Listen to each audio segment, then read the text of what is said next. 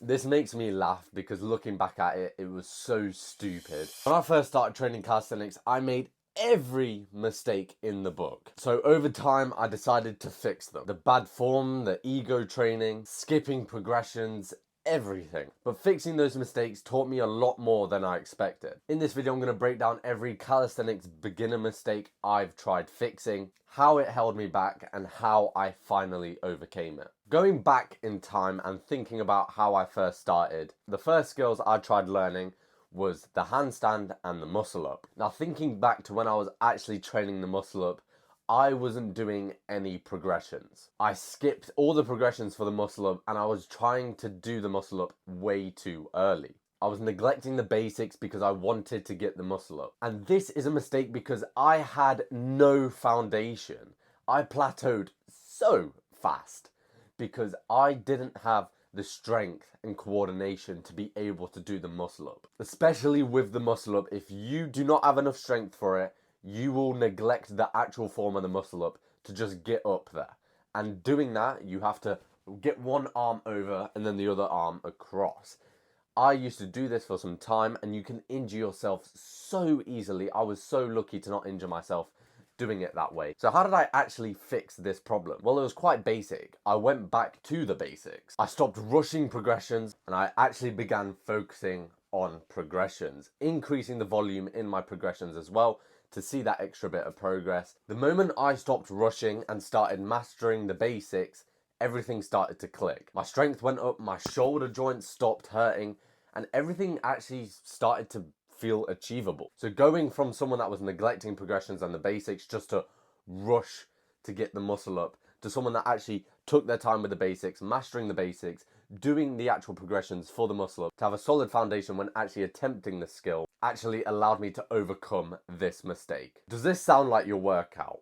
You're doing random workouts you've seen on the internet, you're copying influencers that are at a different skill level than you don't have that much structure to your training, and that is obviously met with inconsistent results. If that sounds like how you're training, you're doing it wrong. There's a reason why you're not seeing progress as fast as you want to be, and it's because you aren't training with a structure. Now, you can either pay for a structure from an online coach, or you can learn how to structure yourself. And this could be something basic as understanding what progressions are needed for a skill, how to progressive overload, and to be consistent. Train 6 times a week if you want the fastest results. All these things, if you train the gym beforehand, you'll have an understanding of. For me, calisthenics was the first thing I ever did. I didn't do gym beforehand, I just wanted to do calisthenics. Because of this, I didn't know any of this. And I solved this problem by actually getting an online coach. Paying for this online coach was an investment for me to see progress much faster.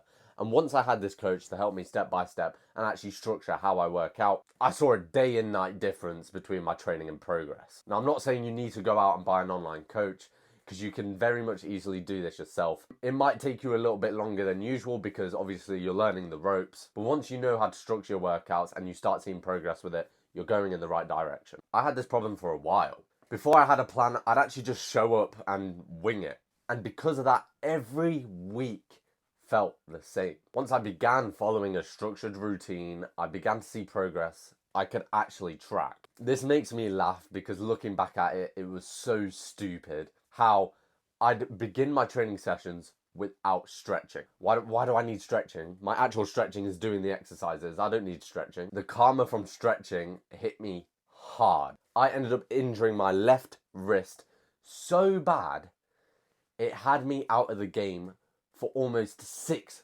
months. At the time, I was learning the handstand push-up, and this made me learn the handstand push-up so much slower than I should have. And looking back at it now, I find it so stupid how I didn't put 10 to 15 minutes a time when I was working out to stretching. I also didn't do deload weeks. So I was going 100% every week, week in and week out. And this is a problem because you run a huge risk of fatigue when you do this. But when I started taking recovery seriously, stretching, sleeping, nutrition, I finally started feeling strong every session. Please, please, please, if you're watching this, do not negate recovery and mobility, which is the stretching. I cannot imagine what skills I would have now if those 8 months of me recovering because I just didn't want to stretch Those 8 months could have been insane training and I could have another skill under my belt. Now, this next mistake is a huge one that I'm sure everyone has experienced, especially me. Comparing yourself to others. I used to scroll on TikTok, Instagram, and I'd see these people do insane skills. Planches, front levers. These were all amazing to me when I was first starting out. At first, it was an amazing motivator.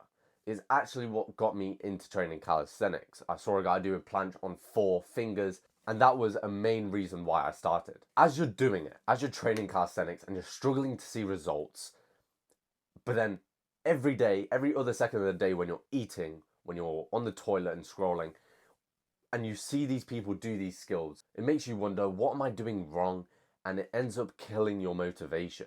You're comparing yourself to someone that's been in the game for much longer than you have, expecting the same results. I fixed this with a simple mindset shift. Focus on your own progress. Any small win you achieve, whether it's a longer hold of the handstand for an extra second or two, be grateful in your own results. Sometimes you get blinded by your goal. For example, if you're training for the handstand push-up, but you've learnt the handstand, but you're getting frustrated that you don't have the handstand push-up, look back to where you were a couple months back. Could you hold the handstand a couple months back? No, you couldn't. So be grateful that you can hold the handstand. You've seen progress. Now you're just moving on to the next step, which is the next battle you need to fight. But be grateful for how far you've pushed forward. The second I stopped comparing my chapter 1 in my story to someone's chapter 10 in their story, calisthenics became fun. And that's when I actually started loving the process. Now, this is a mistake I wish I did when I first started out, and that is actually tracking your progress through filming. Film your progress, film your journey. If you're not filming your sets, if you're not looking back on your form, then you are missing a huge part of improvement. You miss small improvements, which are these small wins that you capture on camera and you can look back on. But not only this, you can also look at your form. You can correct yourself through these videos. Think of it like this. Filming isn't just for content, it's for accountability. Every clip reminds you of how far you've came. Every beginner mistake I fixed wasn't just about training. It's about mindset, patience, structure. If you can master those 3, every skill will follow. If this video helped you, drop a comment and let me know what mistake you're working on. If you're starting your calisthenics journey now, for someone that's been in it for almost 3 years, remember it's okay to be a beginner. Everyone starts there.